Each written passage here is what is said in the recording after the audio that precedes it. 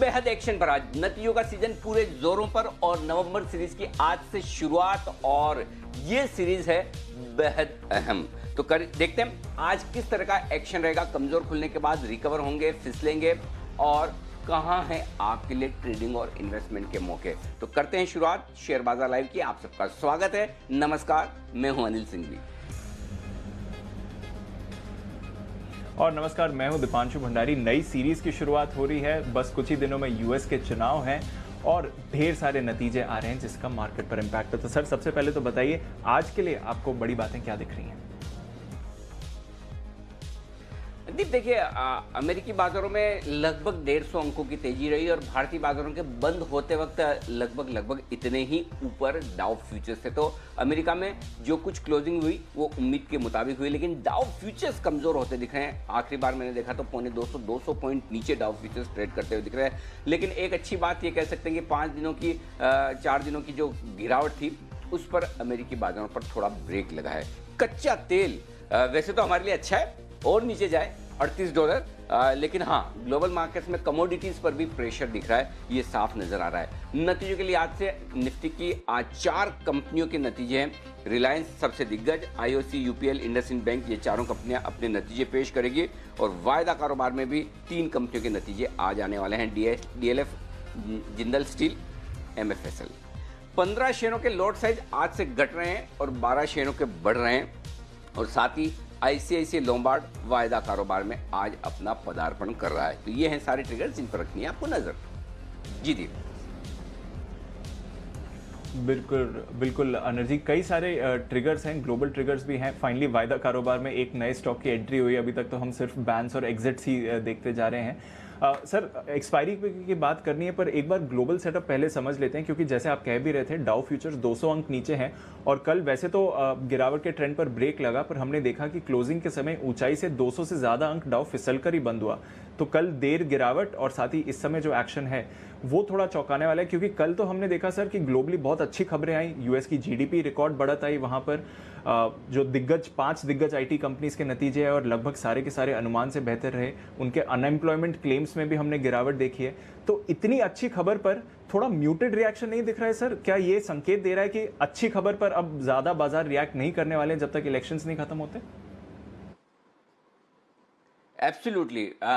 जब खराब खबरों पर बाजार ना गिरे तब ये मजबूती का संकेत दिखता है कि रिजल्ट्स खराब आ रहे हैं, खबरें खराब आ रही, लेकिन फिर भी कोई तो है जो खरीदना चाहता है। और जब अच्छी खबरें आएँ और बाजार ना चलें तो फिर इसका मतलब ये कि कोई तो है जो अच्छी खबरों पर भी बेचना चाहता है। और अगर इससे कोई एक संकेत लेना है, देखिए अमेरिका में कमजोरी हो रही है, तेजी हो रही है, वो उतनी मायने नहीं रखती। मायने क्या रखती है? मायने रखती है वॉलेटिलिटी, उतार चढ़ाव। आप देखिए कल जब हम बंद हुए 150 पॉइंट के आसपास डाउ फ्यूचर्स ऊपर थे, बंद तो वहीं हुआ डाउ लगभग 140 पॉइंट ऊपर, लेकिन इस 140 पॉइंट ऊपर बंद होने की पूरे दिन की प्रोसेस में जो उतार चढ़ाव अमेरिकी बाजारों में दिखा है वो परेशान करने वाला है। 4 दिन की गिरावट पर ब्रेक लगा, अच्छी बात है, लेकिन जो वॉलेटिलिटी हो रही है वो थोड़ी सी परेशान करने वाली है। और मैं बार बार यही कहता हूं कि वो ट्रेंड रिवर्सल का पहला संकेत एक्सट्रीम वॉलेटिलिटी होती है। उम्मीद करते हैं कि अभी तक तो हम रेंज में फंसे हैं और अमेरिकी बाजार भी सुधर जाए और हमें रेंज ना तोड़ना पड़े तो बेहतर है। लेकिन 2 चीजें जो साफ तौर पर दिख रही जिससे कि ट्रेडर्स और इन्वेस्टर्स को सावधान रहना चाहिए जब तक कि आपके लिए फिर से ये वॉलेटिलिटी कम होने का या करेक्शन पूरा होने का संकेत ना मिले, तब तक ये 2 चीजें, पहला भारी उतार चढ़ाव, दूसरा अच्छी खबरों पर बाजार का नहीं बढ़ना। इसका मतलब क्लियर कट है, 2 बड़े फैक्टर हैं जिस पर ग्लोबल मार्केट्स की नजर है, कोरोना के बढ़ते हुए आंकड़े और अमेरिका के चुनाव। अमेरिका के चुनाव में कौन जीतेगा ये अनिश्चित है, नतीजा कब आएगा ये उससे ज्यादा अनिश्चित है। तो अगर बाजार को जो नापसंद चीज है वो अनसर्टेनिटी, अनिश्चितता। बाजार को अगर कोई चीज पता है तो बाजारों का रिएक्शन उस पर लिमिटेड होता है, नहीं के बराबर होता है या कई बार उल्टा भी होता है। लेकिन जो चीजें बाजार को नहीं पता होती है उस पर रिएक्शन फास्ट, शार्प, एकदम से आता है और वो आपको गलत साबित कर सकता है। तो एकदम सिंपल पॉइंट है दीप कि थोड़ा सा सावधानी रखने की जरूरत है ग्लोबल मार्केट्स को देखते हुए। आप देखिए जितनी बढ़त कल अमेरिकी बाजारों में बढ़ाई उससे ज्यादा डाउ फ्यूचर्स कमजोर है। ऐसे में आप में कंफर्ट और कॉन्फिडेंस कैसे आएगा? दूसरी बात ये देखिए, न सिर्फ इक्विटी मार्केट गिर रहे हैं, आप देखिए कमोडिटीज़ गिरने लगी है। और अगर आपको आने वाला समय थोड़ा मुश्किल भरा दिख रहा हो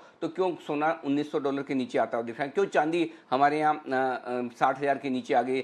चांदी, सोना, मतलब लगभग लगभग सारी एसेट क्लासेस ऐसी हैं जहाँ पर प्रॉफिट बुकिंग होती दिख रही है। कच्चा तेल आपका $38 के आसपास है। तो ओवरऑल जो पूरा मार्केट है, सारी एसेट क्लासेस हैं, उसमें थोड़ी प्रॉफिट बुकिंग का माहौल है। और ऐसे प्रॉफिट बुकिंग के माहौल में मैं ये नहीं कह रहा कि आप डर के घबरा के सब कुछ छोड़ के भाग जाइए, वैसा नहीं है। आपको सावधानी रखनी है दो तरीके से। पहला, अगर आपका पैसा लगाए तो आपको स्ट्रिक्ट स्टॉप लॉसेस रखने हैं। और दूसरा, अगर आप नया पैसा लगाना चाहते हैं तो एकदम पहला मौका रिवर्सल का देखें, तब लगा लें और उसके बाद आप वापस से तेजी की राइड एंजॉय कर सकते हो। तो मुझे लगता है ग्लोबल मार्केट्स आपको साफ तौर पर इशारा कर रहे हैं कि सावधान रहना चाहिए, हल्के रहना चाहिए इस बाजार में। और स्पेशली अगर आप लॉन्ग साइड पर हैं तो थोड़े हल्के रहें।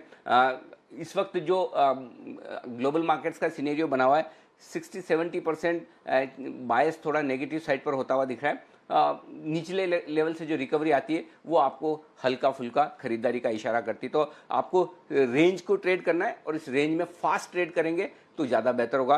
कहीं न कहीं पिछले 4-5 ट्रेडिंग सेशन से एक संकेत साफ आता दिख रहा है, बाजार कुछ हद तक सेल ऑन राइज का मार्केट बनता हुआ दिख रहा है। लोअर हाइज बन रहे हैं, लोअर लोज बन रहे हैं। तो इसलिए जब तक इस ट्रेंड में रिवर्सल ना हो, एक आध दिन आप रुक भी जाएंगे तो फर्क नहीं पड़ेगा, लेकिन सावधानी रख के ट्रेड करें। ग्लोबल मार्केट्स एकदम कंफर्टेबल सिचुएशन नहीं बता रहे हैं, ये ध्यान में रखना जरूरी है। जी दीप। बिल्कुल अनिल जी, तो यहाँ से तो कंफर्ट नहीं आ रहा है। इसको अगर थोड़ा बड़े नज़रिए से देखें सर, तो फिर नवंबर सीरीज के सेटअप के लिए ये क्या संकेत लेने चाहिए, क्या समझना चाहिए मार्केट डायरेक्शन के हिसाब से? देखिए, नवंबर सीरीज में हमें 3-4 चीज़ें देखनी है दीप। पहले तो आंकड़े। आंकड़ों में क्या है? आंकड़ों में एक चीज़ साफ दिख रही है कि एफआईज की तरफ से जो नेट लॉन्ग पोजीशंस, एफआईज की तरफ से जो रोल ओवर्स हुए हैं, माफ़ कीजिएगा, बाजार के जो रोल ओवर्स हुए हैं निफ्टी पर थोड़े से ज़्यादा हुए हैं, बैंक निफ्टी पर पिछले महीने के मुकाबले में कम। जाहिर सी बात है, बैंक निफ्टी 3000 पॉइंट से ज़्यादा अक्टूबर सीरीज में बढ़ा है, तो बैंक निफ्टी में लोग मुनाफे में है और मार्केट थोड़ा सा वोलेटाइल हुआ है एक्सपायरी के हफ्ते में, तो लोगों ने प्रॉफिट बुक किया है। तो और प्रॉफिट बुक करने के बाद लोग थोड़ा सा हल्के होकर निकले, ठीक है। तो इसलिए बैंक निफ्टी में थोड़ी सी कम पोजीशन है। 600 पॉइंट से ज़्यादा निफ्टी चढ़ा है अक्टूबर के महीने में, लेकिन निफ्टी पर अभी भी कॉन्फिडेंस लेवल बरकरार है, वहाँ रोल ओवर्स ठीक हुए हैं।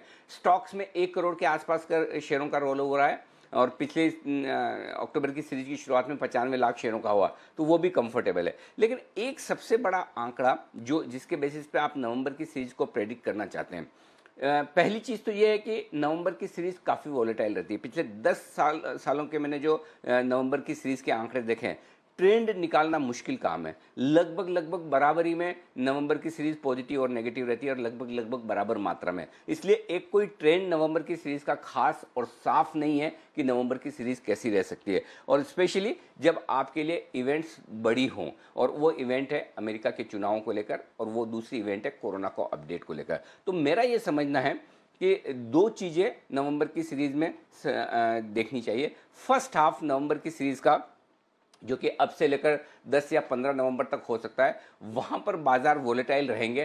थोड़ा आपको डेटा सेट, आपको खबरें सेटल होने का इंतज़ार करना पड़ेगा। उसमें दोनों ही खबरें, तब तक शायद आपको ठीक ठाक अंदाज़ा लग जाएगा कि अमेरिका में क्या होने वाला है, राष्ट्रपति कौन बनेंगे, और तब तक आपको ये भी ठीक ठाक अंदाज़ा लग जाएगा कि कोरोना की जो सेकंड वेव पूरी दुनिया में आ रही है, यूरोप अमेरिका में, उसका कितना असर होना है, क्या वो वाकई में चिंता की बात है। तो ये सारे मामले मेरे ख्याल से 10 नवंबर 15 नवंबर के आसपास तक सेटल हो जाएंगे और तब तक मार्केट वॉलेटाइल रहेंगे और इन 10-15 दिनों में आपके लिए पैसा लगाने का मौका बनेगा अगर करेक्शन आता है तो। उसके बाद सेकंड हाफ से नवंबर के आपको मार्केट स्मूथ होते हुए दिखेंगे और चल सकते हैं, ये मेरा अंदाजा है। अब एक सबसे बड़ा और इंटरेस्टिंग आंकड़ा मैं आपको बताना चाहता हूं नवंबर की सीरीज की शुरुआत में, वो है एफआईज की नेट लॉन्ग का। इंडेक्स पर एफआईज 45% की नेट लॉन्ग पोजीशन के साथ शुरुआत कर रहे हैं। पिछली सीरीज में यही नेट लॉन्ग पोजीशन लगभग 75% के आसपास थी। अक्टूबर की शुरुआत हमने 75% के आसपास की, 600 पॉइंट से ज़्यादा निफ्टी बढ़ा है। और अब यहाँ पर अगर हम शुरुआत एफआईज की नेट लॉन्ग पोजीशन की कर रहे हैं 45% के आसपास, तो इसका मतलब क्लियर कट है कि एफआईज की तरफ से कॉन्फिडेंस की कमी है, करेक्ट। और अगर एफआईज की तरफ से कॉन्फिडेंस की कमी है तो फिर ये थोड़ी सी चिंता की बात है दीपा, और कि क्यों एफआईज खरीद कर नहीं जा रहे हैं। इसका मतलब ये है कि एफआईज भी ग्लोबल मार्केट्स को देखकर सारी चिंता की बात करें। और आप देखिए जून जुलाई इवन अक्टूबर के महीने में हम 79% लॉन्ग पोजीशन पे से, कहाँ 79% की नेट लॉन्ग और कहाँ 45% की। तो ये कॉन्फिडेंस की कमी दिखाती है। अब इसमें एक ही पॉजिटिव आप देख सकते हैं, देखना चाहें, वैसे तो ये आंकड़ा नेगेटिव है कि एफआईज का कॉन्फिडेंस सीरीज की शुरुआत में कम है, लेकिन इसमें पॉजिटिव जो बात है वो भी देखना जरूरी है। आमतौर पर 40-42% के आसपास एफआईज की नेट लॉन्ग पोजीशन आती है, तो वहां से एफआईज बेचना बंद कर देते हैं, खरीदना शुरू करते हैं। और इस डेटा को उस तरह से पढ़ना चाहिए, क्योंकि अल्टीमेटली ऐसा तो है नहीं कि एफआई जीरो कर देंगे या बिल्कुल इंडेक्स में रखेंगे ही नहीं पोजीशन। तो नेट लॉन्ग अगर 40-42% के आसपास आती है तो एक कंफर्ट आप ये ले सकते हैं कि अब निचले स्तर पर एफआई की बिकवाली शायद ना हो। ये एक इंटरेस्टिंग चीज है जो आपको ध्यान में रखनी है। दूसरी चीज जो अक्टूबर सीरीज में हुई है वो ये कि एफआई ने लगातार इंडेक्स में तेजी की पोजीशन घटाई है, लेकिन स्टॉक्स में बढ़ाई है। इसका मतलब क्लियर कट है कि एफआई लॉन्गर टर्म के लिहाज से बाजार को अच्छा देख रहे हैं। खाली इवेंट रिस्क जो है आपके लिए कोरोना की और अमेरिका के चुनाव की, उस इवेंट रिस्क को हेज करने के लिहाज से वो अपनी इंडेक्स में लॉन्ग पोजीशन कम कर रहे हैं या शॉर्ट पोजीशन बना रहे हैं, इसीलिए 45% आई। तो एब्सोल्यूट नंबर में देखेंगे तो आपको लगेगा डेटा खराब है। और आमतौर पर 45% की एफआईज की नेट लॉन्ग पोजीशन तब होती है जब मार्केट का मूड माहौल काफ़ी खराब हो, जैसा कि मार्च अप्रैल के महीने में हुआ था। लेकिन उसके बाद से लगातार एफआईज की नेट लॉन्ग पोजीशन धीरे धीरे बढ़ती हुई दिखी। पिछले 5 महीनों की ये सबसे लोएस्ट लेवल पर नेट लॉन्ग पोजीशन है। तो इसका सेंटिमेंट के लिहाज से इंपैक्ट खराब है, लेकिन कंफर्ट आप यही ले सकते हैं कि अगर थोड़ा बाजार और गिर गया तो फिर एफआईज यहां से खरीदने के लिए आएंगे, न कि बेचने के लिए, इंडेक्स में पर्टिकुलरली। तब ये जरूर हो सकता है कि वो स्टॉक्स बेचें और इंडेक्स में अपनी शॉर्ट पोजीशन को कवर करें या नेट लॉन्ग बढ़ाएं। लेकिन तो ये सबसे इंटरेस्टिंग डेटा है आज के लिए मेरे लिए, नवंबर की सीरीज की शुरुआत करने के लिए, 45% की नेट लॉन्ग पोजीशन एफआईज की। बिल्कुल सर, तो ये इंटरेस्टिंग डेटा आपने हमें समझाया। कुछ और डेटा पॉइंट्स भी फिर समझते हैं। वॉलेटाइल सीरीज रहने वाली है, ये तो सर समझ में आ गया। आज के ट्रेड सेटअप क्या बता रहे हैं? ग्लोबल नेगेटिव है, बाकी संकेत आप कैसे देख रहे हैं? ग्लोबल संकेत नेगेटिव है। एफआईज और डीआईज के संकेत मैंने न्यूट्रल साइड पर रखे, क्योंकि कल के डेटा दीप एक्सपायरी के दिन के हैं, इसलिए उसमें बहुत ज़्यादा विश्लेषण करने की जरूरत नहीं है। वायदा कारोबार के डेटा मैंने कॉशियस रखे। ये एक और इंटरेस्टिंग डेटा है आज के लिए, जिस पर मैं आगे विस्तार से बताऊंगा। बड़ा इंटरेस्टिंग डेटा है और सेंटिमेंट कॉशियस है, ट्रेंड पॉजिटिव है। ट्रेंड पॉजिटिव से न्यूट्रल कब होगा वो आप नोट कर लें। 11,650 के नीचे अगर आज आप बंद होते हैं तो आपका ट्रेंड पॉजिटिव से न्यूट्रल होगा।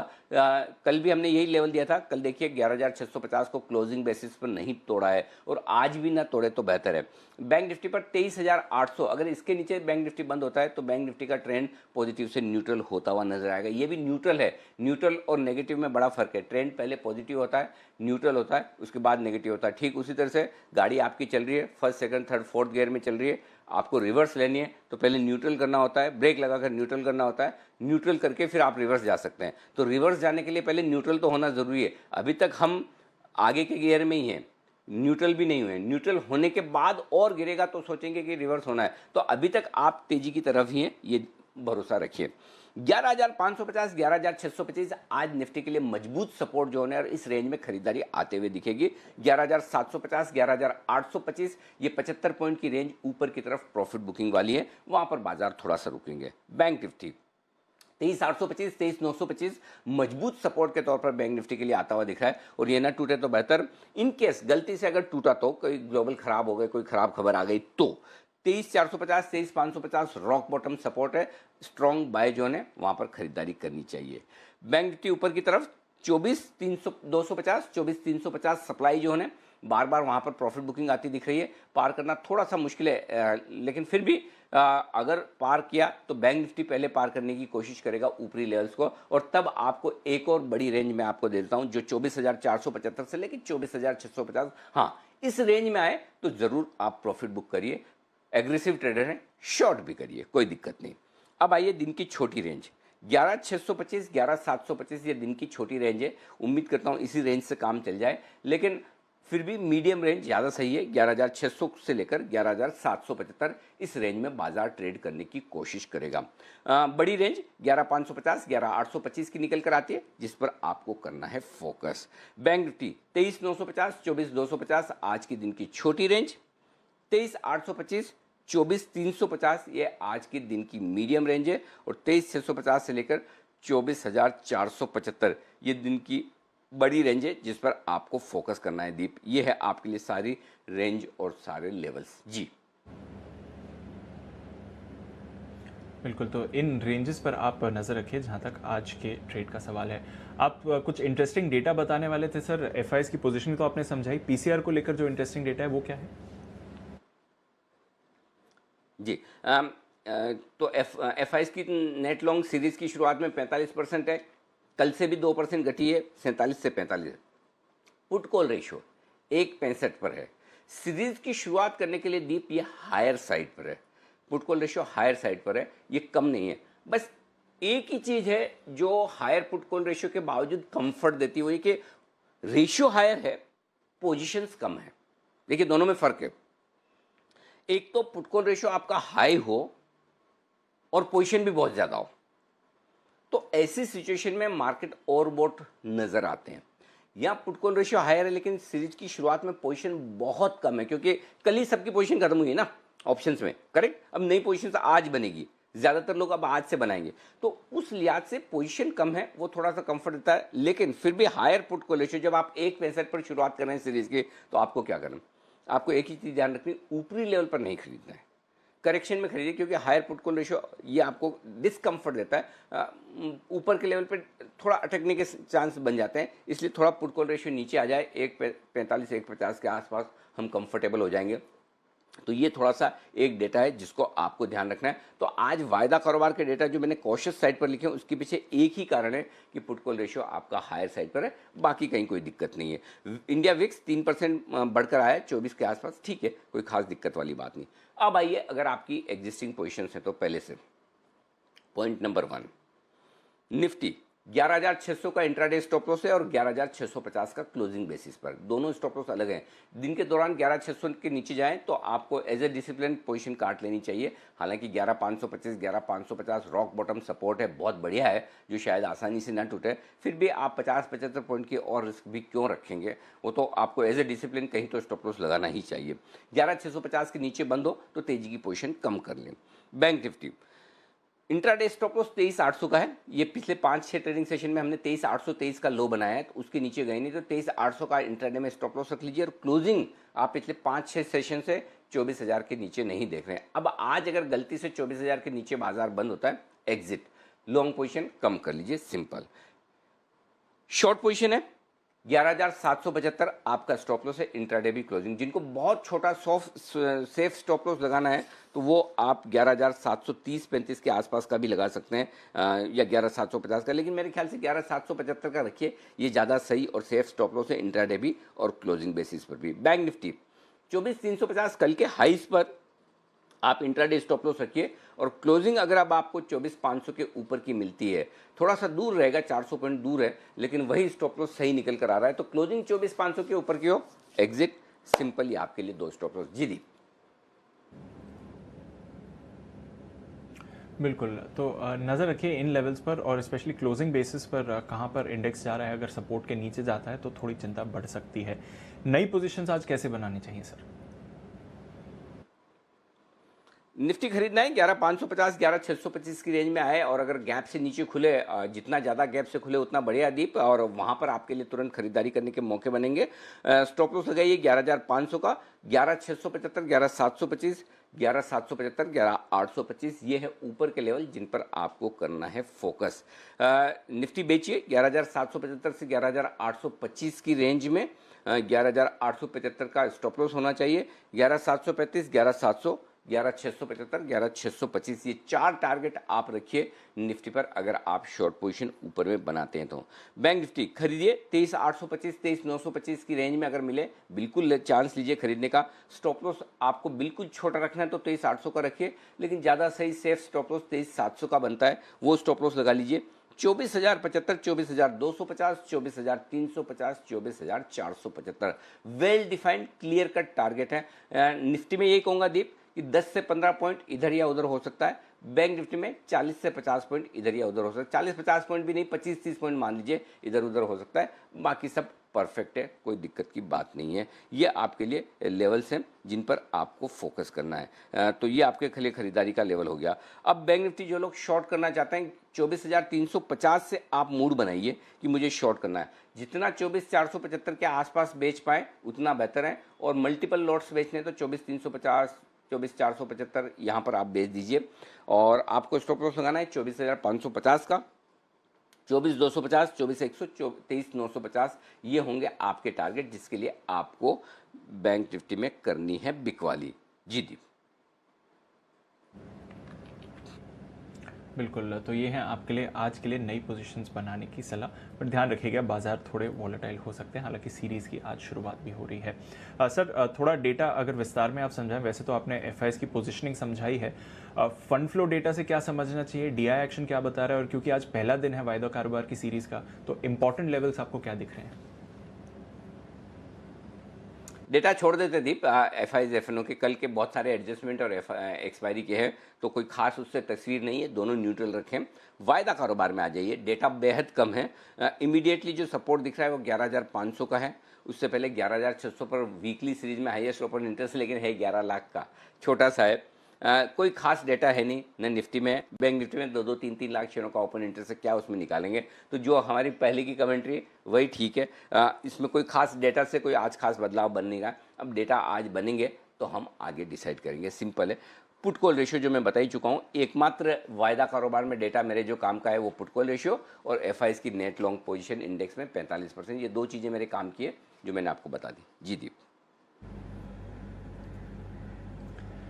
बिल्कुल, तो ये हैं आपके लिए कुछ अहम लेवल्स, ध्यान रखिए क्योंकि सीरीज़ की शुरुआत है तो इसलिए डेटा का सपोर्ट आज उतना नहीं मिलेगा, बट लेवल्स पर आपको रखनी है नज़र। अब जान लेते हैं आज का स्टॉक ऑफ द डे कौन सा है।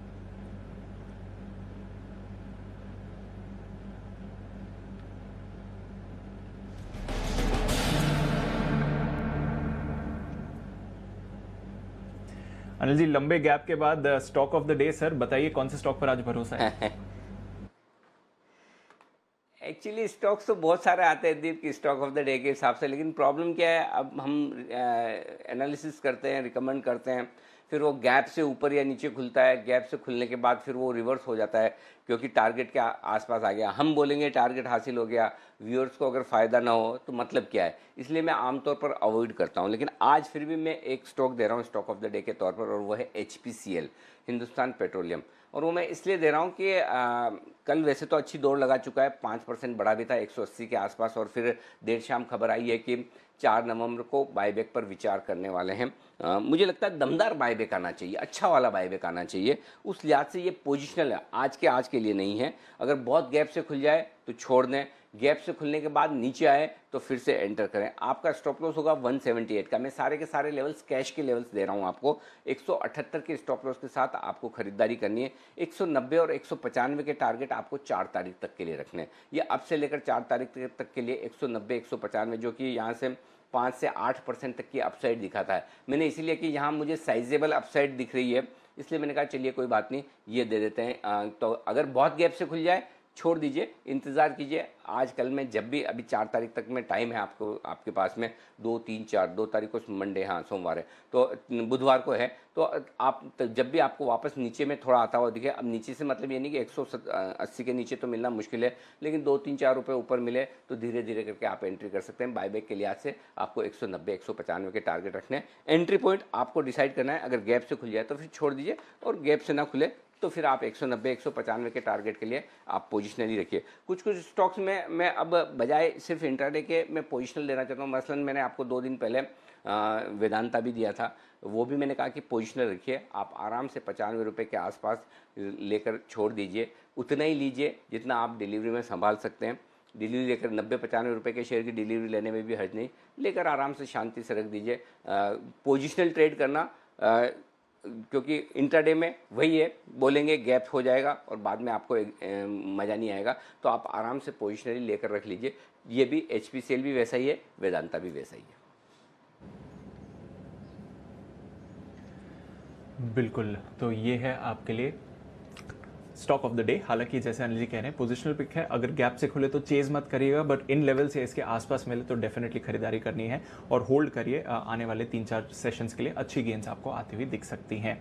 चलिए आपको बता देते हैं और कौन से स्टॉक्स हैं जहां पर आपको नजर रखनी है। थोड़ी देर में वरिंदर बंसल से भी बात करेंगे और जानेंगे कि रिजल्ट रेडार पर कौन से स्टॉक्स अच्छी परफॉर्मेंस दिखा रहे हैं या फिर थोड़े निराश जिन स्टॉक्स ने करा है।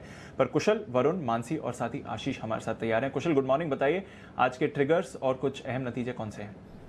बिल्कुल दीपांशु, तो रिजल्ट सीजन का पीक जो है आपको आता हुआ दिख रहा है और निफ्टी में 4 कंपनियां अपने रिजल्ट्स आज पोस्ट करेंगी, जिसमें आईओसी पहला होगा, साथ ही यूपीएल, रिलायंस के पोस्ट मार्केट नंबर्स आते हुए दिखेंगे और इंडसइंड बैंक मार्केट आवर्स के दौरान जो है इसके नंबर्स आते हुए दिखेंगे आपको। और साथ ही F&O स्पेस से मैक्स फाइनेंशियल सर्विसेज, डीएलएफ और जीएसपीएल के नतीजों पर भी आपको नजर रखनी होगी। साथ ही आईसीआईसीआई लोम्बार्ड आज से जो है ये वायदा बाजार में शामिल हो चुका है, तो यहाँ पर जो है एक ट्रेडिंग एक्शन एक्सपेक्टेड है, तो देखना होगा कि यहाँ पर कैसे रिएक्शन आते हैं F&O में शामिल होने के बाद। साथ ही आज से बैंक निफ्टी के त्रैमासिक कॉन्ट्रैक्ट्स, तो यानी कि वीकली और मंथली से ही अब 3 मंथ वाले कॉन्ट्रैक्ट्स भी जो है लॉन्च होंगे और ये मार्च, जून, सितंबर और साथ ही दिसंबर के कॉन्ट्रैक्ट्स आएंगे।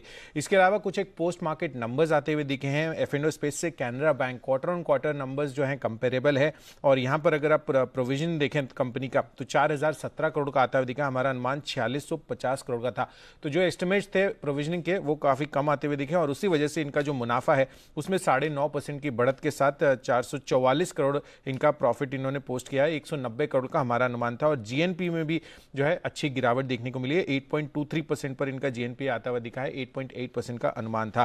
साथ ही वोडाफोन आइडिया नंबर्स मिले जुले रहे हैं। मुनाफा, इनफैक्ट कंपनी का जो घाटा है वो कम होता दिखा है। 25,460 करोड़ का घाटा था पिछले क्वार्टर में, इस बारी 7200 करोड़ का घाटा ही कंपनी ने पोस्ट किया, पर हमारा जो अनुमान था लगभग 6000 करोड़ का था, तो वहां पर एक थोड़ी सी अंडर परफॉर्मेंस है। पर कंपनी की जो आरपू है वो अनुमान के हिसाब से आए 119 रुपए पर, 120 का हमारा एस्टिमेट था। और साथ ही कंपनी की जो मार्जिन है वहां पर बीट आती हुई दिखी है। 34.7% का एस्टिमेट था, 38.5% के जो मार्जिन है वो कंपनी ने पोस्ट किया है। श्रीराम ट्रांसपोर्ट फाइनेंस बेहतर साइड पर नंबर है। सालाना आधार पर इनका प्रोविजनिंग देखें तो आपको ऑलमोस्ट 1% गिरता हुआ नजर आएगा, 655 करोड़ पर आती देखिए। और क्वार्टर ऑन क्वार्टर बेसिस पे जो है ये फॉल करीब 39% का है। कंपनी का मुनाफे में करीब 11% की गिरावट के साथ 685 करोड़ फिगर आया है।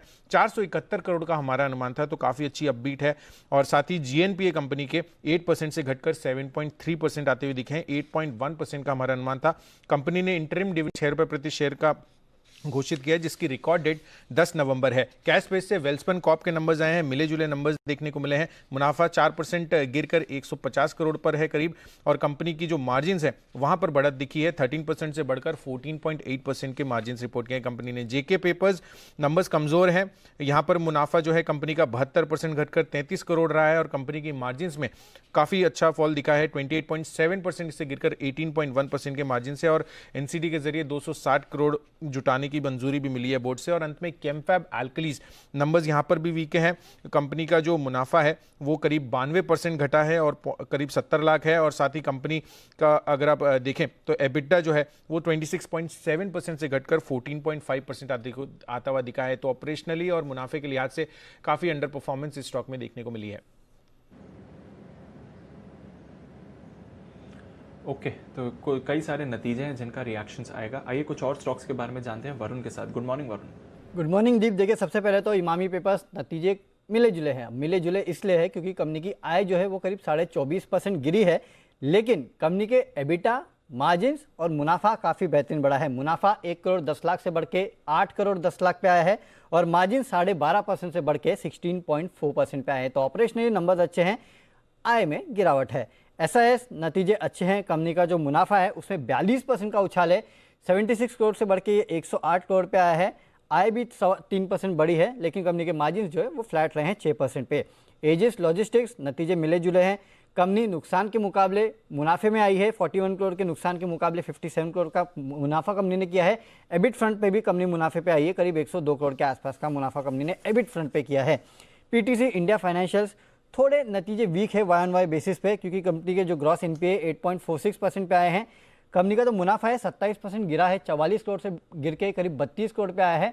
और कंपनी के नेट इंटरेस्ट मार्जिन जो है वहाँ हल्की बढ़ोतरी हुई है, 3.13% से बढ़ के 3.58% के आसपास आए हैं। जेंसर टेक्नोलॉजीज यहाँ पे नतीजे अच्छे हैं। कंपनी का जो मुनाफा है अगर उसको आप एडजस्टेड बेसिस पे देखें, एडजस्टेड बेसिस पे मैं इससे कह रहा हूं क्योंकि यहाँ 89 करोड़ का कंपनी को एक्सेप्शनल लॉस हुआ है।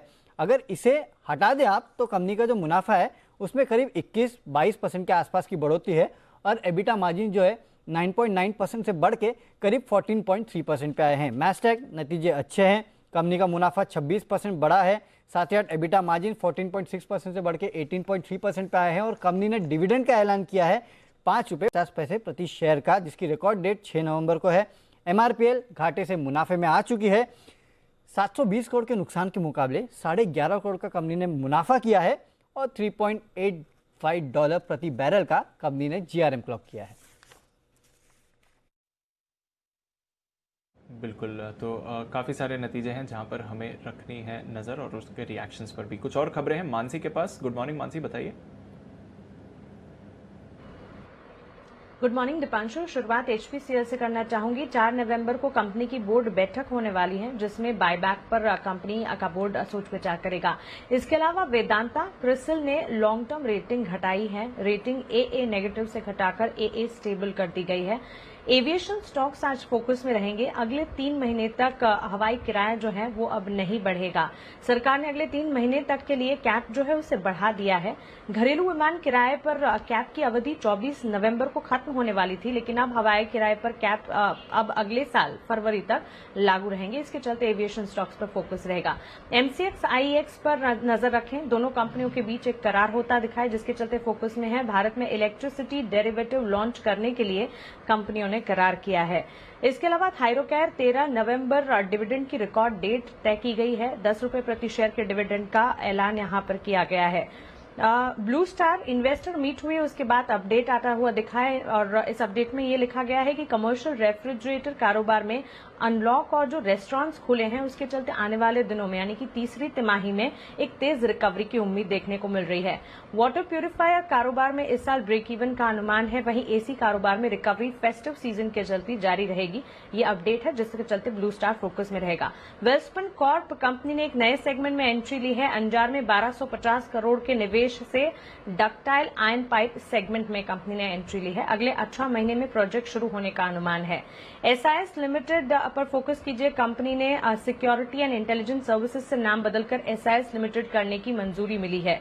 इंटरग्लोब एविएशन पर एक खबर है। क्वालिफाइड इंस्टीट्यूशनल प्लेसमेंट डिसीजन को दिसंबर तक डिफर कर दिया गया है जिसके चलते फोकस में रहेगा। और हमारे पास 3 बल्क डील्स हैं। एंजल ब्रोकिंग पर कुवैत इन्वेस्टमेंट अथॉरिटी ने करीब 4,30,000 शेयर्स 321 रुपए और 73 पैसे के दाम पर खरीदे हैं। MCX पर स्मॉलर कैप वर्ल्ड फंड ने 5,32,000 शेयर्स 1,759 रुपए के प्रति शेयर के दाम पर खरीदे हैं। वहीं मजेस्को में प्रमोटर सुधाकर राम ने 5 लाख शेयर्स 919 रुपए प्रति शेयर के दाम पर बेचे हैं। ओके, तो कुछ प्रमोटर एक्शन फिर से है जहां पर आपको नजर रखनी है। फंड एक्शन भी है, नतीजे भी हैं, कई सारी खबरें हैं जहां पर रिएक्शन है। आइए अब आपको बता देते हैं ब्रोकरेजेस का क्या कहना है FIR में।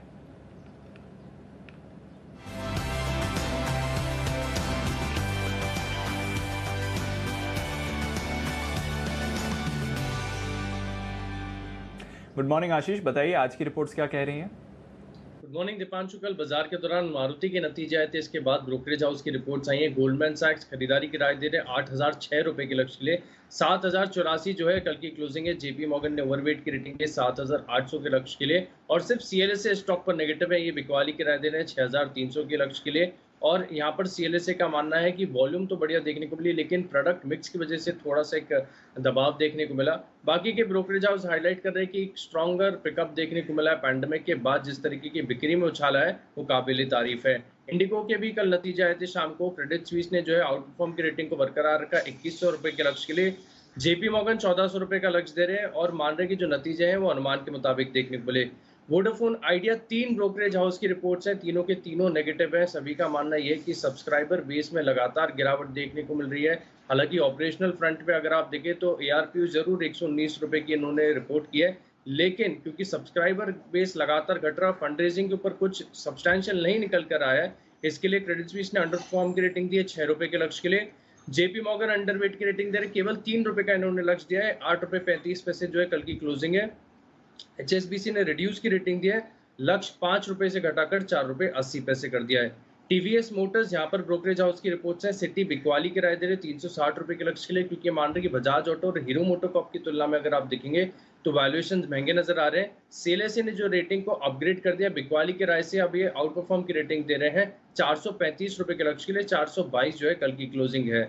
इसके अलावा अगर आप देखें तो श्रीराम ट्रांसपोर्ट फाइनेंस यहाँ पर भी नतीजा है, क्रेडिट स्विस न्यूट्रल की रेटिंग दे रहे 700 के लक्ष्य के लिए, और ब्रोकरेज हाउस में श्रीराम ट्रांसपोर्ट फाइनेंस पर सबसे ज्यादा मॉर्गन स्टैनली बुलिश है, इन्होंने ओवरवेट की रेटिंग दी है 1010 रुपए के लक्ष्य के लिए, 699 जो है कल की क्लोजिंग है। हैवेल्स नतीजे काफी बढ़िया देखने को मिले, लॉयड की सेगमेंट ने काफी बढ़िया जो एक टर्न अराउंड रिपोर्ट किया, मॉर्गन स्टैनली ने ओवरवेट की रेटिंग दी 810 के लक्ष्य के लिए, जेपी मॉर्गन ने अंडरवेट की रेटिंग को बदलकर न्यूट्रल की राय दी, यानी रेटिंग को अपग्रेड किया 730 रुपए के लक्ष्य के लिए, 721 कल की क्लोजिंग है। और फिलहाल के लिए आखिरी रिपोर्ट हीरो मोटोकॉर्प पर गोल्डमैन सैक्स की रिपोर्ट है, बिकवाली की राय को बरकरार रखा है 2463 रुपए के लक्ष्य के लिए। ओके, तो ये हैं तमाम रिपोर्ट्स जिस पर आपको करना है फोकस। आइए फोकस करते हैं नतीजों पर। जुड़ चुके हैं हमारे साथ कार्यक्रम में वरिंदर बंसल। वक्त है वरिंदर रिजल्ट एक्सेल का।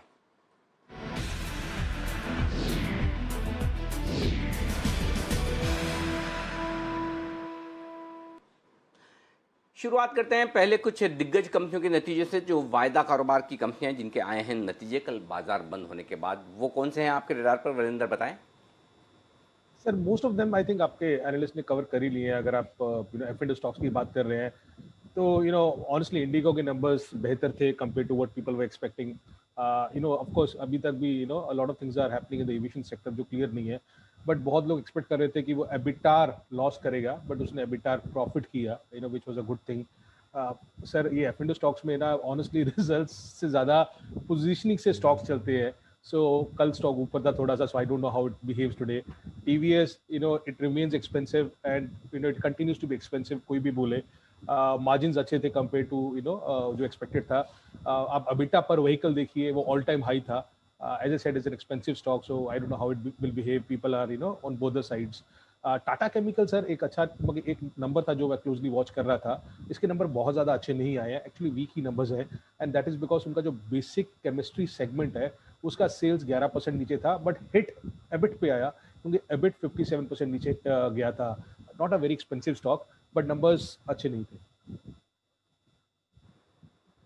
ओके, तो ये है आपके लिए कुछ दिग्गजों के नतीजे। लेकिन जिन कंपनियों के नंबर्स अच्छे हैं, बढ़िया हैं और वैल्यूएशंस रीजनेबल है, जहां पर आपके लिए मौके बनते हैं निवेश करने के, पहले वो लिस्ट बताएं। तो सर लिस्ट थोड़ी लंबी है, आप मुझे कहीं पे भी बीच पे रोक लीजिए। इम्पॉर्टेंट सर वही थीम जो बार बार मैं बोल रहा हूँ कि वही थीम इस क्वार्टर से नहीं, लास्ट 2-3 क्वार्टर से आ रही है, और वो कंपनीज और स्ट्रांग हुई जा रही हैं। तो हमने फार्मा एपीएस की बात कर रहे हैं कब से, तो उसमें ऑफकोर्स लॉरस लैब्स के नंबर्स आगे थे मार्केट आज में। आज 11 बजे कॉन कॉल है, तो इम्पोर्टेंट होगा कि हम उसके बाद बात करें। बट सर अगर ये कंपनी 414 करोड़ प्रॉफिट कर सकती है फर्स्ट हाफ में, बहुत लोग एक्सपेक्ट कर रहे हैं कि 1000 करोड़ का प्रॉफिट करेगा अगले साल, तो अभी भी 17-18 टाइम नेक्स्ट ईयर अर्निंग्स पे ये कंपनी ट्रेड कर रही है। 32% मार्जिन है सर। आई डोंट एक्सपेक्ट कि ये मार्जिन यहाँ से ऊपर जाएंगे, but you have to play on volumes rather than margins. So as I said 11 बजे के बाद इसके बारे में और बात कर सकते हैं। Let's see what the management says. दूसरा कंपनी सर जो आई डोंट नो कहाँ से आया, and very very strong set of results by Bajaj health care. It's a small cap company और micro cap company actually. 700 crore का मार्केट कैप है, 17-18 time पे trade करता है, 20% का आरओसी है सर। सेल्स डबल हो गया, एबिटा 2.5 टाइम्स हो गया, प्रॉफिट 5 गुना हो गया। छोटा बेस है सर, बट आप क्वार्टर नंबर भी देखिए तो सेल्स 200 करोड़ वर्सेस 100 करोड़ का वाई, और क्वार्टर 140 करोड़ से 200 करोड़ गया। प्रॉफिट लास्ट क्वार्टर में 15 करोड़ था सर। मैं 3 करोड़ की बात ही नहीं कर रहा हूँ वाई बिकॉज वो बहुत छोटा बेस था, तो 15 करोड़ से 20 करोड़ हो गया। 15.5% मार्जिन है। So very strong set of numbers coming from this micro cap company जो है Bajaj health care. Astec life science sir, I will not say it's an expensive stock, because अगर आप नेक्स्ट ईयर अर्निंग्स पे देखें तो 20-22 time पे trade कर रहा है, और solid company reporting very solid set of numbers. Sales 10% ऊपर था, एबिटा ऑलमोस्ट डबल हो चुका है, प्रॉफिट 2.5 टाइम्स था। 20% मार्जिन की कैटेगरी में कंपनी ये आ रहा है, 20% आरओसी है इस कंपनी का। तो again it continues to outperform, continues to give results, which is a great thing. Cement हम बात कर रहे हैं कब से कर, सीमेंट छोटे सीमेंट कंपनीज, सागर सीमेंट से चालू हुआ था कारवा, आपने याद होगा कि हमने बात किया था कि 30-32% मार्जिन किसी सीमेंट कंपनी के आ सकते हैं, it was unbelievable. So cement में ओरिएंट सीमेंट के नंबर अच्छे आए थे सर। एबिटा ऑलमोस्ट डबल हो चुका था, लॉस था 8 करोड़ का और 35 करोड़ का हो चुका, 24% मार्जिन रिपोर्ट किए। बट ओरिएंट सीमेंट में इशू क्या है ना सर कि इसका सेल्स नहीं बढ़ा। तो जैसे सागर सीमेंट में देखा था आपने कि सेल्स भी बढ़ा था उसका, इसका सेल्स नहीं बढ़ा, तो पूरे का पूरा कॉस्ट कंट्रोल के कारण इसके नंबर्स अच्छे आए। तो आपको, अगर आप इन्वेस्टर हो, तो आपको ये सस्टेनेबिलिटी ऑफ मार्जिन के 20-22% मार्जिन रहता है कि नहीं रहता, और I will be watching very closely कि सेल्स बढ़ना चाहिए। I am again and again stressing on कि आप उन कंपनीज को देखो जिनका इस क्वार्टर में सेल्स 20% से ऊपर बढ़ रहा है, because those are the companies जिनको किसी ना किसी कारण मार्केट शेयर मिल रहा है। सूर्या रोशनी एक छोटा कंपनी है, 1200 करोड़ का मार्केट, 1200-1250 करोड़ का मार्केट कैप है sir. Price to book 1 time पे ट्रेड करता है, आरओसी कोई ज्यादा अच्छी नहीं है, 11-12 टाइम की आरओसी है, बट नंबर्स इस बार अच्छे थे, बाउंस बैक हुआ क्वार्टर, बट इवन प्रॉफिट 86% ऊपर था, सेल्स ऊपर थी, एबिटा 20% ऊपर था। A small steel company doing relatively well in this environment and with okay valuations. But for me, if I have to say, sir, a standout performance, it has to be Laurus, Bajaj Healthcare and Aztec Life. Perfect. तो ये हैं वो कंपनियां जिनके नतीजे भी अच्छे हैं और वैल्यूएशन भी ज़्यादा महंगे नहीं है, लेकिन अच्छे नतीजे के साथ थोड़े महंगे शेयर। ये कौन से हैं जिन्होंने कल बाजार बंद होने के बाद रिजल्ट हैं, बताएं वरिंदर। सर, तो उसमें एक नाम आता है ब्लू डार्ट एक्सप्रेस। नंबर्स आप किसी भी एंगल से देख लीजिए, नंबर्स आपको बहुत अच्छे दिखेंगे। ऑफ कोर्स कोविड जो हुआ उसने बहुत हेल्प किया। आपको पता है कि how much delivery is happening via Amazon, Flipkart, blah blah blah, वो हो रहा है। तो एबिटा 80% ऊपर था सर, प्रॉफिट ऑलमोस्ट डबल हो चुका है इस कंपनी का। लास्ट क्वार्टर में लॉस था, उसके बल्कि 43-40 करोड़ का लॉस किया सर। अभी वो 40 करोड़ लॉस के बाद 230 करोड़ का एबिटा प्रॉफिट किया। तो लास्ट ईयर 15% मार्जिन था, वाई एंड वाई, इस बार 26% मार्जिन है, तो बहुत अच्छे नंबर आए हैं। बट सर एक कैवियट है सर इसमें कि कंपनी ने लास्ट 3 क्वार्टर में लॉस किया था, 3 क्वार्टर के लॉस करने के बाद अभी उसने इतना अच्छा प्रॉफिट किया है, तो ये कोई सस्टेनेबल नंबर्स नहीं है ब्लू डार्ट से। तो आप पी से इसको कंपेयर कर ही नहीं सकते हो। अगर आप प्राइस टू बुक देखेंगे सर इसका, तो प्राइस टू बुक 15 टाइम पे ट्रेड कर रहा है। मैं एक बार चेक कर रहा था कि प्राइस अर्निंग देख रहा हूँ कि प्राइस टू बुक देख रहा हूँ, तो प्राइस टू बुक 15 टाइम पे ट्रेड कर रहा है, ऑलमोस्ट नियर 52 वीक हाई। सो भागा हुआ स्टॉक है, सस्टेनेबल नंबर्स नहीं आ रहे हैं इस कंपनी से। ये क्वार्टर बहुत अच्छा था, so we will watch out for how it companies does ahead. ठीक बात है। तो ये है आपके लिए इस वक्त रिजल्ट्स अच्छे लेकिन स्टॉक महंगे, रिजल्ट्स भी खराब और स्टॉक भी महंगे, वो भी लिस्ट जरूर होगी आपके पास। सर एमएनसी कंपनीज फिर आ गई हैं क्या करें तो आप देखिए सर, क्योंकि मेरा बार बार ये पॉइंट रहता है कि आपको कुछ कंपनीज इंडिया में जो 20% 30% ग्रोथ कर रही हैं, हम आज भी उनको 15-20 टाइम का मल्टीपल देने में हिचकिचाते हैं। बट कुछ कंपनी जो ग्रो ही नहीं कर रही है, उनको हम लोग ने आई डोंट नो 80 टाइम 70 टाइम का वैल्यूएशन दिया हुआ है। जॉनसन्स के नंबर आई नो कि मार्केट आज में आगे थे सर, पर नंबर्स कुछ भी अच्छे नहीं थे, और आज भी वो sir company 10 time price to book पे ट्रेड कर रहा है। आई हैव नो क्लू क्यों कर रहा है। इस बार अगर आप देखें तो टीटीएम नेट लॉस है कंपनी का, 4 क्वार्टर में अगर मिलाएं तो 22 करोड़ का लॉस है, और मार्केट कैप है कुछ 6000 करोड़, सो अनबिलीवेबल। और एक छोटा कंपनी है सर वो सेंट गोबेन, अगेन अब बहुत सारे एनालिस्ट मैंने देखा है कि जस्ट बिकॉज वो एमएनसी उस पर बात करते रहते हैं। सेल्स 30% डाउन थी, एबिटा 25% डाउन था, बट आज की डेट में भी उसका जो टीटीएम प्राइस अर्निंग है सर वो 60 टाइम्स है, 60 times. As I said there are so many API companies जो हमें ऑफ कोर्स प्यारी लगती हैं और हम बहुत सुपर बुलिश हैं, वो केवियट है हमारा। क्योंकि आपको 30% ग्रोथ सर 15-15 टाइम में मिल रही है, बट आपको जहाँ पे ग्रोथ भी नहीं आ रहा, आपको 50-60 टाइम का मल्टीपल दे रहे हो, बिकॉज वो एमएनसी है। ठीक बात है। तो ये एमएनसी के साथ तो हमेशा से ये कि वैल्यूशंस जरूर से ज़्यादा मिलते हैं। अच्छा, ठीक ठाक से रिजल्ट्स और ठीक ठाक से वैल्यूशंस, ये कौन से हैं? और साथ ही अगर कोई कमजोर रिजल्ट हैं वो भी बता दें। तो सर हम लोग ना टेक्सटाइल स्पेस को बहुत ध्यान से देख रहे हैं इस बार। तो टेक्सटाइल स्पेस में आपने देखा कि सबसे अच्छे इंडो काउंट के नंबर्स आए थे और बहुत ही अच्छे केपीआर से आए थे। वेल्सपन इंडिया जो होम टेक्सटाइल में एक्चुअली लीडर है, leader, honestly I was expecting good set of numbers or very solid set of numbers coming from the company. So numbers इतने अच्छे नहीं आए हैं y and y, तो ओक्विश रिजल्ट्स है मेरे हिसाब से, बिकॉज एबिटा फ्लैट है, प्रॉफिट 9% नीचे है, मार्जिन 20% के वर्सेस 21% है। 20 टाइम पे ट्रेड करता है, 20 टाइम्स पे ट्रेड करता है। So I'll not say it's a very cheap stock, considering आपको KPR जो 20% ROC करता है आपको 10-12 टाइम पे मिलता है, तो वेल्सपन इंडिया 20 टाइम पे ट्रेड करता है, तो ओकेश नंबर्स हैं सर, वैल्यूएशन रीजनेबल है, बहुत एक्सपेंसिव नहीं है, नॉट दैट ग्रेट. और bad set of number, just to mention 2-3 names sir, Himadri speciality sales 50% नीचे, एबिटा ऑलमोस्ट उड़ी गया उसका, Arvind, Andhra paper, Ganesha ecosphere, so these are companies जो haven't done good at all in this quarter. ये अरविंद के रिजल्ट कब अच्छे आएंगे, कुछ आइडिया है? इसके सर अरविंद लिमिटेड ये एक ऐसा स्टॉक है जिससे बड़ी उम्मीदें थी लोगों को, और इसमें मेरे ख्याल से मिड कैप्स में सबसे ज़्यादा अगर किसी ने निराश किया है जब वो डीमर्जर और रिस्ट्रक्चरिंग करने के बाद, तो मेरे ख्याल से अरविंद ही होगा. I totally agree sir. I think one company which has just lost the way is Arvind. बाकी अरविंद का मार्केट कैप एक टाइम पे was 5-6,000 करोड़ सर, आज की डेट में 800-900 करोड़ का मार्केट कैप रह गया है. एंड नंबर्स बाकी आप सोचिए, this company used to do 7-8 हज़ार करोड़ का सेल्स और 13-14% का मार्जिन करता था. Now it has almost come into single digit. So textile business is not very very simple sir. And then they went into fashion and all which honestly didn't play, because you are fighting with what, Reliance. आप Reliance retail से झगड़ा कर रहे हो sir उस धंधे में. So it's not an easy option, but Arvind has not done well again. I have no clue sir number कब अच्छे आएंगे, but I have no hopes on Arvind. बहुत बहुत शुक्रिया जी. Thank you sir. ठीक बात है. बहुत बहुत धन्यवाद आपका वरिंदर. ये तमाम रिजल्ट्स बहुत ही बेहतरीन तरीके से विश्लेषण करने के लिए. न सिर्फ आपको रिजल्ट देखना, लेकिन वरिंदर जो आपको डीप इंसाइट देते हैं कि किस रिजल्ट में अच्छे हैं लेकिन साथ ही वैल्यूशन भी अच्छे हैं, वहीं पर तो मौके हैं. जहाँ रिजल्ट अच्छे लेकिन वैल्यूशन महंगे, तो फिर खरीद के आप क्या करेंगे.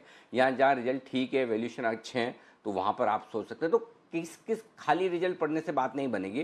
रिजल्ट के साथ वैल्यूशंस भी आपको देखना होगा, प्लस जो रिजल्ट अच्छे या खराब है आगे भी ऐसे ही रहने वाले हैं या एक तिमाही वाला मामला है. तो पहले की 3-4 तिमाहियों की पूरी पढ़ाई, आगे आने का आउटलुक, कौन को सुनकर, बड़ी मेहनत का काम है, आसान नहीं है, जो वरिंदर करके आपके लिए लेकर आते हैं. चलिए बढ़ते हैं आगे. और इस वक्त हमारे एक्सपर्ट्स हमारे साथ जुड़ चुके हैं.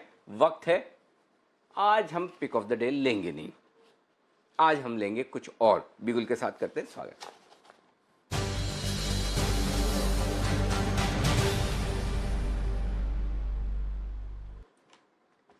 चलिए, तो आज है पिक ऑफ द सीरीज. जी हाँ, नवंबर सीरीज की हो रही है शुरुआत, और नवंबर सीरीज की शुरुआत करते हैं. हाँ, क्या बात है, रंग बिरंगे चेहरे हैं साथ. नहीं, चेहरे तो सेम ही है, टी शर्ट सबकी रंग बिरंगी है. तो आइए करिए सबसे ज़्यादा चमकते हुए Bansal ji. Good morning Bansal ji, pick of the series. Good morning Anil ji, good morning Deepanshu. देखिए अनिल जी, सबसे आपने बिल्कुल ठीक पहचाना अनिल जी, सबसे चमकती हुई टी शर्ट है अनिल जी. और क्या अनिल जी, आजकल ऑनलाइन, जैसे अभी वीरेंद्र बंसल हाईलाइट कर रहे थे कि घर पे बैठे हैं, ऑनलाइन का जमाना है, तो pack of 3, pack of 5 T shirt Anil ji अच्छी डील्स मिल रही हैं. तो मैंने कहा हर फ्राइडे नई पहनेंगे. तो पिछले 2-3 फ्राइडे से अनिल जी हर बार नई टी शर्ट पहन रहा हूँ. हाँ अनिल जी. और अनिल जी, आज जो पिक ऑफ सीरीज अनिल जी वाकई ये परफॉर्म करेगा. अब देखना ये अनिल जी कि नवंबर सीरीज में परफॉर्म करता है कि दिसंबर में. बट अगर कोई स्टॉक को स्टॉप लॉस के धागे में ना बांधे तो डेफिनेटली एक बड़ी रिटर्न देगा. और स्टॉक है रैमको सीमेंट. रैमको सीमेंट में खरीदारी की राय है. 750 750 का स्टॉप लॉस है. 864 के टारगेट के लिए रैमको सीमेंट को खरीदने की राय है. ओके, 864 तक के टारगेट के लिए रेमको सीमेंट में करें खरीदारी. नतीजे में आने की तैयारी में है. रेमको के रिजल्ट हैं मेरे ख्याल से सोमवार को होने चाहिए, जहाँ तक मुझे याद है. तो ये रिजल्ट्स की भी रखिए आप तैयारी. रेमको सीमेंट के नतीजे आने की तैयारी है. आइए बढ़ते आगे और कुणाल जी से भी ले लें उनकी पिक. कुणाल जी बताइए आपका pick of the series. Good morning Anil ji, good morning Deepanshu. Anil ji, pick of the series है अडानी एंटरप्राइजेस, जिसकी चर्चा हम लोग कल भी कर रहे थे. कल भी बड़ी शानदार तेजी हमने बंद होते समय स्टॉक में देखी. मुझे अनिल जी ये फीलिंग है कि स्टॉक में आपको 375 से 380 के भाव आने वाले वक्त में देखने को मिलेंगे, यानी कि इसी सीरीज के भीतर आपको 380 के लेवल्स देखने को मिलेंगे. लेकिन ये जो निवेश है ये हमेशा से थोड़ा सा उन्हीं के लिए रहता है. बहुत वॉलेटाइल स्टॉक है, बीटा ज्यादा है, तो वही ट्रेड करें जो थोड़ा जिनका पाचन शक्ति बड़ी हो और साथ ही अनिल जी जो थोड़ी बहुत वॉलेटिलिटी बर्दाश्त कर सकते हो क्योंकि ये बैन में भी चला जाएगा बड़ी आसानी से, तो 380 के टारगेट के लिए अडानी एंटरप्राइजेस पे मेरी खरीदारी की राय है। ओके, 380 का टारगेट अदानी एंटरप्राइजेज में खरीदारी करने के राय। रेमको सीमेंट के नतीजे हैं सोमवार को, मैंने तब तक चेक कर लिया जब तक कि कुणाल जी कर रहे थे बात। वागले साहब सुप्रभात, बताएं सर आपका pick of the series. Anil ji good morning, Deepanshu good morning. Anil ji मैं बाय करूंगा कोलगेट पामोलिव, 1529 का क्लोज है, थोड़ा सा एक आपको 1% तक करेक्शन मिलना चाहिए, 1500 इसके बीच में अगर आप लेते हो, क्योंकि पूरा सीरीज है।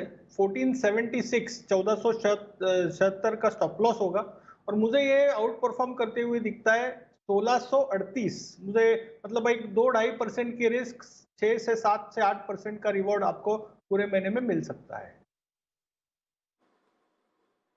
ओके, तो कोलगेट पामोलिव यहां पर करें खरीदारी 1476 1476 के स्टॉप लॉस के साथ, थोड़ा नीचे मिले तो और बेहतर, ये है राय। सुमित जी सुप्रभात, बताइए अपना शेयर। नमस्कार अनिल जी। अनिल जी सीरीज के अंदर मेटल सेक्टर पूरा अच्छा परफॉर्म करना चाहिए। मेटल सेक्टर पूरा चार्ट्स के ऊपर अच्छा दिख रहा है, एक तेजी दिखाने के बाद थोड़ा सा करेक्शन आया है, बट ऐसा लगता है कि यहाँ से वापस से पूरे मेटल सेक्टर के अंदर एक चाल देखने को मिलेगी। तो मेटल सेक्टर को रडार पे रखे, वॉच पे रखे सारे स्टॉक्स जो भी मेटल के हैं। उनमें से जो एक मैंने सिलेक्ट किया है यहाँ पे वो है टाटा स्टील। टाटा स्टील एक अच्छी तेजी के बाद थोड़ा सा करेक्शन दिखाया है लास्ट 2 से 3 दिनों में। टाटा स्टील में कोई भी अगर डिप मिलता है 380 390 तक, तो उस डिप में खरीदारी करनी है। 400 के आसपास कल का क्लोजिंग है। स्टॉक के अंदर लॉन्ग पोजीशन जिन्होंने बना रखा है वो होल्ड करके चले। जैसे स्टॉक ऊपर में 415 420 का लेवल तोड़ेगा तो उसके बाद इसके अंदर बहुत बढ़िया मोमेंटम बिल्डअप होगा और फिर 440 से लेकर 450 रुपए तक का अपसाइड मूव टाटा स्टील में जल्दी देखने को मिलना चाहिए। स्टॉक का जो नीचे में सपोर्ट है वो करीब करीब 375 के आसपास है, तो एग्जिस्टिंग लॉन्ग पोजीशन होल्ड करें, डिप्स में खरीदारी करें और ऊपर में 415 420 का लेवल टूटने के बाद 440 से 450 के टारगेट होंगे। तो ये सेक्टर और ये स्टॉक मेरे रडार पे रहेगा इस पूरे महीने के अंदर। ओके, तो टिस्को खरीदें 375 के स्टॉप लॉस के साथ, यहां पर 440 450 का रखें टारगेट। सचिन जी सुप्रभात, बताएं सर आपका pick of the series.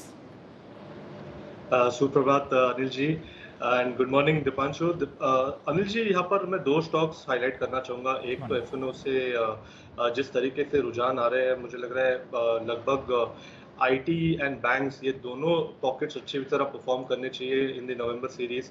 But यहाँ पर पेंट्स मुझे लग रहा है इमीडिएट बेसिस पे थोड़ा सा लाइमलाइट में रह सकते हैं, क्योंकि जिस तरीके से कल के सत्र में क्रूड में एक ब्रेकडाउन हुआ है, मुझे लग रहा है वो पर्टिकुलर ब्रेकडाउन थोड़ा सा कंटिन्यू होना चाहिए एंड एक अच्छा रुझान बन सकता है इन पेंट स्टॉक्स में।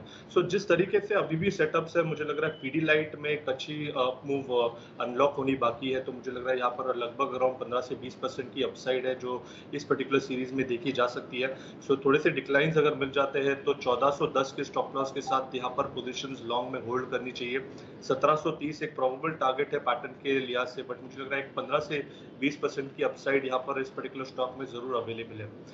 कैश सेगमेंट्स में से एक काउंटर जो हमने एसपीएल मिड कैप स्टॉक्स में भी इसका जिक्र किया है वो है गति। इम्पॉर्टेंट है कि जिस तरीके से इसका स्ट्रक्चर है और मंथली क्लोजिंग जिस तरीके से शेप अप हो रही है, मुझे लग रहा है काफ़ी बड़े पैटर्न से ब्रेकआउट एस्टैब्लिश होने के बाद यहाँ पर मोमेंटम बन रहा है। सो एक अच्छी higher top higher bottom sequence यहाँ पर नजर आ रही है। लगभग जिस तरीके से इसके मीडियम टर्म चार्ट प्लेस्ड है, यहाँ से 9500 तक ये पर्टिकुलर मूव मुझे लग रही है एक्सटेंड होनी चाहिए। सो यहाँ पर खरीदारी जरूर करनी चाहिए। गति में हमने रिकमेंडेशंस जो दिए है उसके लिए स्टॉप लॉस 48 का ही रेकमेंड किया है एंड मुझे लग रहा है उसी पर्टिकुलर स्टॉप लॉस के साथ ये पोजीशन आपको मेंटेन करनी है 95 के अल्टीमेट टारगेट के लिए। ओके, पीडीलाइट का स्टॉप लॉस एक बार फिर से बता दें सचिन जी। अनिल जी 1410 पीडीलाइट का स्टॉप लॉस होगा एंड टारगेट है 1730। ओके ठीक है, 1730 के टारगेट के लिए करें खरीदारी पीडीलाइट में, 1410 का स्टॉप लॉस, और गति में करें खरीदारी 95 से 100 रुपए के टारगेट के लिए। Shubham ji good morning sir, बताइए आपका pick of the series. Good morning Anil ji, good morning Deepanshu ji. आज का जो मेरा पिक है वो है श्री सीमेंट, और अगर हम पूरे सीमेंट पैक को देखें और अगर हम रोलोवर्स का डेटा भी देखें तो जो एक स्ट्रॉन्गेस्ट सेक्टर जहाँ पे अच्छा खासा रोलओवर देखने को मिला वो सीमेंट का सेक्टर है। और श्री सीमेंट को भी अगर हम देखें तो एक साल के हाईएस्ट रोलओवर डेटा पे ये स्टॉक ने सीरीज की शुरुआत की है। और वही अगर हम टेक्निकली देखें तो टेक्निकली भी रिसेंटली एक जो ब्रेकआउट 21,000 के लगभग के लेवल से हुआ, उसके बाद काफ़ी स्ट्रॉन्ग एडिशंस भी देखने को मिले हैं। तो मुझे लगता है कि श्री सीमेंट में नवंबर सीरीज़ के लिए हमें एक लॉन्ग ट्रेड इनिशिएट करना चाहिए और इसमें टारगेट होगा 24,000 का और एक स्टॉप लॉस मेंटेन करे 20,400 पे। तो श्री सीमेंट मेरा पिक होगा नवंबर सीरीज के लिए। ओके, श्री सीमेंट ये है आपके लिए नवंबर सीरीज का आपका स्टॉक है। सिद्धार्थ जी नमस्कार सर, बताइए आपका pick of the day. Good morning Anil ji, good morning Deepanshu. आज जो पिक ऑफ द सीरीज के हिसाब से जो स्टॉक लेके आए हैं वो भारत का नंबर 1 कंक्रीट कंपनी, और ये कंपनी है अल्ट्राटेक सीमेंट। भारत की तो नंबर 1 है, विश्व की नंबर 3, और मैं मानता हूं 116 मिलियन टन की कैपेसिटी वाली कंपनी 39 सिटीज में काम करती है। और मुझे लगता है कि इंप्रूविंग बैलेंस शीट और साथ ही साथ रिजल्ट्स भी दमदार आए हैं। Q2 के जो नतीजे आए हैं वो दमदार आए हैं। अल्ट्राटेक सीमेंट को जरूर खरीदना चाहिए। 5200 का हमारा निवेश का टारगेट।